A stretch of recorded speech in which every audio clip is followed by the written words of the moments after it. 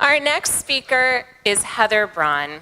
Heather is the author of The Rise and Fall of the Femme Fatale in British Literature and editor of a forthcoming collection on Mary Coleridge. After earning tenure at Middle Georgia State, Heather accepted a position teaching Victorian literature at the University of Akron, where she also advises an online feminist publication called Her Campus.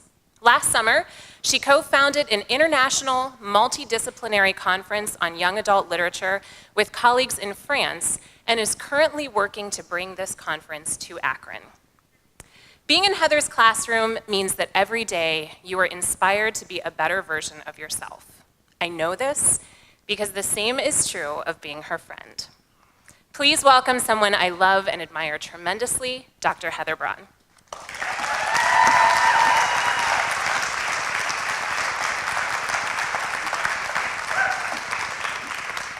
Thank you, Heather.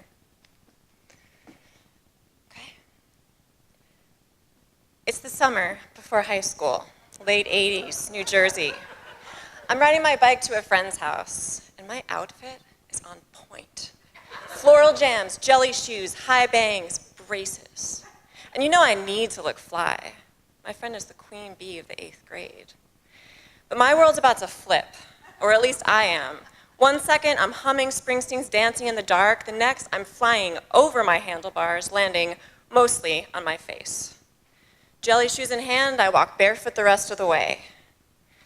I see my friend before she sees me, up on her porch, surrounded by middle school girls.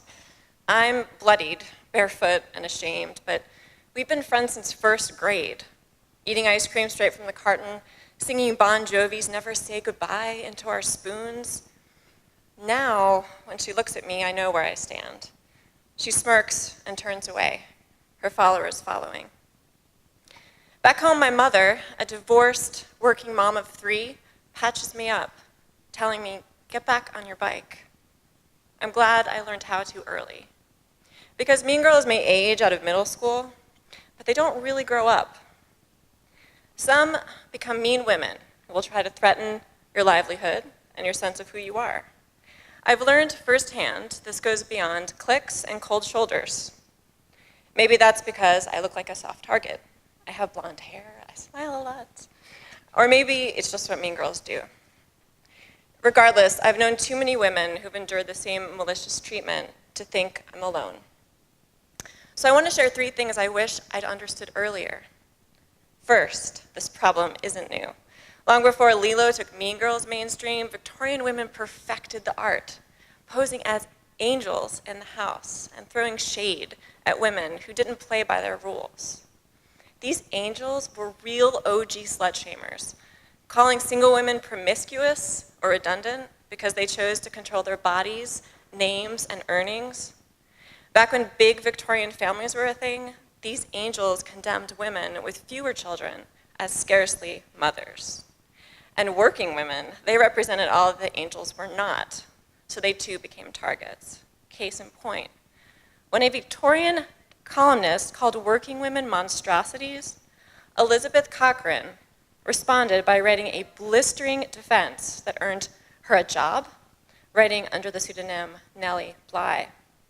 Bly is best known for faking madness to get inside Blackwell's lunatic asylum, then writing about the corruption she saw there. Her work led to real reform. Women in journalism should have celebrated. Instead, Bly's female peers dismissed her as a stunt reporter, urging her to choose more feminine subjects like flowers and fashion. Nevertheless, Bly persisted. A century ago, Virginia Woolf urged us to kill the angel in the house, to rid ourselves of the infighting she created. Yet these angels still haunt us, vampire-like, stoking petty rivalries that drive women out of social circles, communities, and careers. But who wins when women as a whole are kept down? The second thing I've learned, it isn't about you. Margaret Atwood believes that women hurt other women when they have little power and scarce resources. This is why we form tribes, to consolidate resources, to create power that helps us survive. Shared power can be amazing, but mean girl tribes are built for dominance. They thrive on complicity from the inner circle and silence from those on the fringe. That's why women as well as men often go along to get along. They confuse their silence with innocence, telling themselves it's better than becoming a target, too. I understand that. Go against the queen bee and expect repercussions. Expect rumors about you to float down hallways, whispered where they can linger one-sided and unchallenged. This isn't because women are destined, as Mencken believed, to be cruel to each other. It's because mean girls are, at their core, cowards. They're also quick to play the victim, not unlike someone who thinks statements of fact are evidence of bias against him. Bullying signifies brokenness as much as it seeks to create brokenness, which leads me to one last thing. We are not powerless. I know there are people here tonight who have at some point been targets, helpers, or onlookers. Though the queen bee wants you to feel you have no choices, the truth is, in any of these roles, you have agency to change this culture. Roxane Gay calls it a cultural myth that girls must be bitchy, toxic, or competitive with each other. Indeed, we're wired to cooperate and collaborate. She writes that the myth is like heels and purses, pretty, but designed to slow women down. This part's personal for me. I have a 6-year-old daughter, and I don't want anyone slowing her down. Not that you could. She's strong-willed and frankly weird.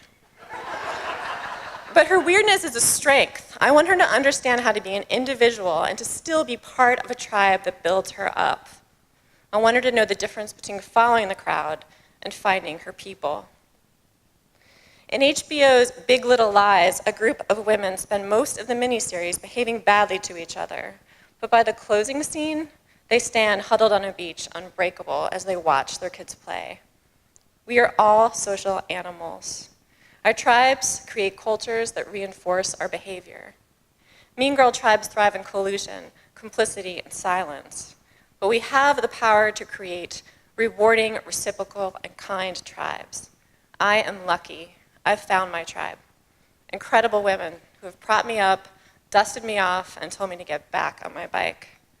They've helped me understand that eventually we all find ourselves up on the queen bee's porch with someone's little girl on the sidewalk, bloodied and embarrassed, looking up at us. We can stay up there, protected for a time, or we can go get the damn first aid kit. Thank you.